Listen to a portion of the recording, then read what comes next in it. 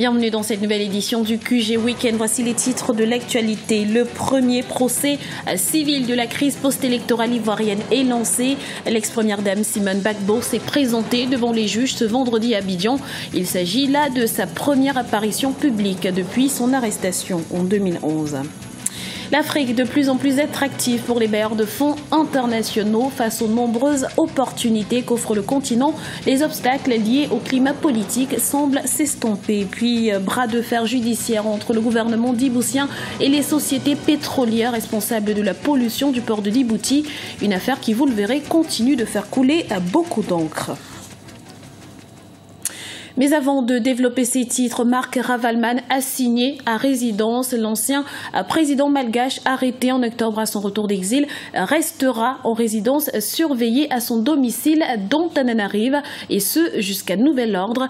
Toutefois, les conditions de détention restent les mêmes. Ses contacts avec l'extérieur sont fortement restreints et il ne peut pas sortir ou recevoir de visite sans autorisation spéciale. Rappelons que Marc Ravalman a été condamné par contumace aux travaux forcés à perpétuité alors qu'il était en exil en Afrique du Sud pour la mort de 36 manifestants abattus par sa garde lors de la révolte de 2009. Simone Gbagbo devant la justice. Son procès s'est ouvert ce vendredi au palais de justice d'Abidjan. L'ex-première dame ivoirienne comparaît avec 81 co-accusés pour atteinte à la sûreté de l'État. Il s'agit là du premier procès civil de la crise post-électorale de 2011. Le point tout de suite avec Birama Saonera. En Côte d'Ivoire, le procès de Simone Gbagbo s'ouvre à Abidjan. L'ex-première dame est poursuivie pour atteinte à la sûreté de l'État dans la crise post-électorale de 2010-2011. L'État ivoirien refuse son transfert comme l'ex-président Laurent Gbagbo vers La Haye, où siège la Cour pénale internationale.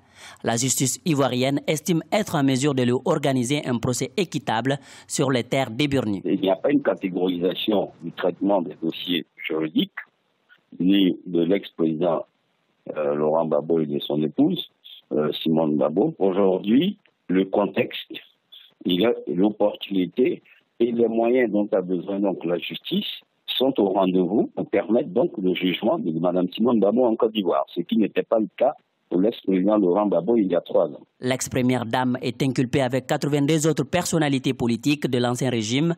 Depuis le début, les partisans de Mme Gbagbo et ses avocats dénoncent un procès politique. Cependant, pour certains observateurs, le procès de Simone Gbagbo présente toutes les garanties d'un procès équitable. La justice est la même pour tout le monde. Et à ce point de vue, nous disons que Mme Simone Gbagbo aura accès à un procès équitable. Étant entendu que la Commission nationale d'enquête qui a enquêté sur tous les crimes qui ont été commis après avoir rendu son verdict, et les partisans des deux partis ont été incriminés. Donc, c'est ce qui a été valable hier, peut-être aujourd'hui. L'ex-président Laurent Gbagbo, quant à lui, est emprisonné depuis plus de 3 ans à La Haye, en attente de son procès pour crime contre l'humanité, qui doit s'ouvrir en juillet 2015. Le refus de Laurent Gbagbo de reconnaître sa défaite au scrutin présidentiel de décembre 2010 face à Alassane Ouattara avait ébranlé le pays. Les violences avaient fait plus de 3000 morts. La justice a tranché. Les fonds placés en Suisse par le clan de l'ancien président tunisien Ben Ali ne seront pas restitués et pour cause, le tribunal fédéral estime que les preuves sont insuffisantes pour attester de l'origine frauduleuse de ces fonds. Ainsi, les quelques 43 millions d'euros qui devaient être restitués au nouveau régime ne seront pas versés et la décision est sans appel. On écoute l'analyse de Majib Bouden, avocat au barreau de Paris. La question est à la fois assez complexe. Elle est simple dans le sens où un État, quand il revendique la restitution de biens que ses anciens dirigeants ou ses dirigeants avaient transférés et placés à l'étranger, doit prouver d'une part que l'argent appartient à l'État, à l'origine, et in fine, et il doit prouver que cet argent a été dérobé, volé, pillé.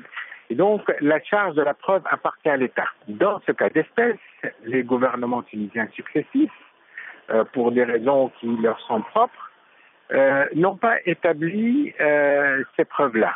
La deuxième question est que l'État requis n'ont pas répondu positivement pour une raison très simple, c'est que cette charge de la preuve qui incombe à l'État doit être remplie. Et donc l'État tunisien, en l'espèce, ne l'a pas rempli.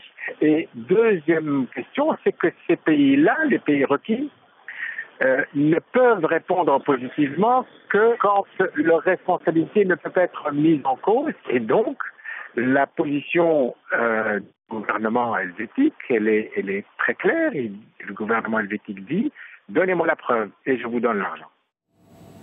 Le continent africain, véritable Eldorado pour les investisseurs internationaux. Le nombre de transactions au sud du Sahara est en passe de battre un nouveau record malgré les obstacles liés aux troubles politiques.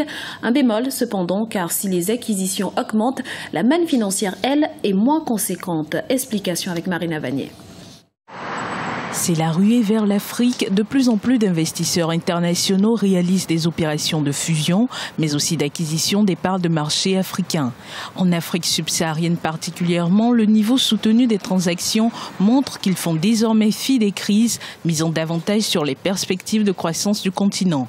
Environ 7 opérations estimées à près de 8 milliards de dollars ont été annoncées dans la période du 24 novembre au début de décembre 2014. Ces transactions réalisées dans des domaines divers confirment l'attractivité des marchés africains, marchés en pleine croissance. Le continent est en phase de développement. La croissance économique y est très très forte parce que les groupes internationaux y trouvent un intérêt et un retour sur investissement qui est pratiquement assuré dans la zone.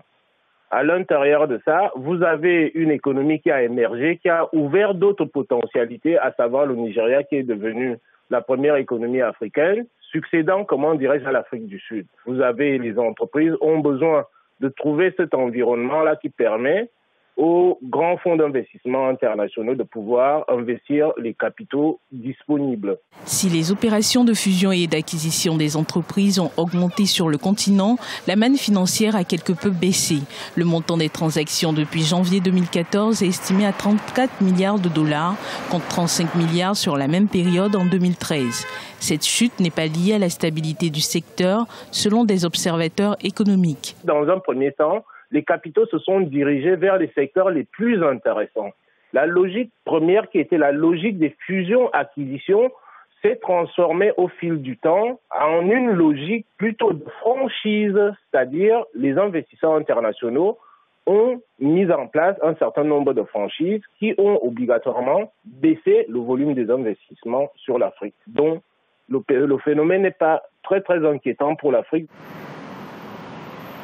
Entre janvier et fin novembre 2014, l'Afrique subsaharienne a enregistré 631 opérations de fusion et d'acquisition, soit 10% de plus que l'année dernière.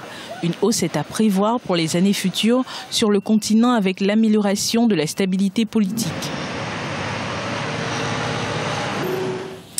Les autorités djiboutiennes engagent des poursuites contre des sociétés impliquées dans la pollution aux hydrocarbures constatée au port de Djibouti. Le gouvernement espère ainsi obtenir l'intégrale réparation du préjudice subi. Pour rappel, une zone de plus de 382 mètres carrés avait été contaminée. Aminata Diak. Bras de fer entre le gouvernement djiboutien et des entreprises pétrolières. Les autorités ont engagé une bataille juridique contre les sociétés qui avaient laissé échapper près de 7000 tonnes de pétrole et d'essence il y a 20 ans. La fuite provenait des dépôts de pétrole appartenant à Mobil, Shell et Total. Une zone de 382 000 mètres carrés près du port avait été contaminée. Comme vous voyez, l'huile est là, et il est impératif de trouver un moyen de protéger l'environnement. Sinon, ce sera très mauvais en termes de pollution de la mer pour les activités du port. Donc il faut que nous trouvions une façon de réparer tout cela. Deux des entreprises responsables, Mobil et Shell, ont été achetées par Total et Oil Libya après la fuite. Le gouvernement de Djibouti affirme avoir besoin de quelques 183 millions de dollars pour nettoyer le port, une note que refusent de payer les entreprises. L'Afrique devra hausser le ton contre cette attitude, l'attitude impérialiste. Elle devrait changer de posture vis-à-vis de l'Europe, très désireux d'envoyer nos chefs d'État africains à la Cour pénale internationale. Mais quand ils ont leur propre entreprise qui font ce genre de crimes, ils ne sont pas arrêtés. Donc, cette attitude est inacceptable pour l'Afrique. Le gouvernement a décidé de porter l'affaire devant la Cour internationale d'arbitrage. Selon les écologistes, il est nécessaire que le port de Djibouti soit très vite décontaminé, sinon les effets pourraient être irréversibles à long terme. C'était le journal de la rédaction. Nous vous remercions pour votre fidélité. Retrouvez dans un instant une nouvelle édition du QG Weekend sur Africa 24.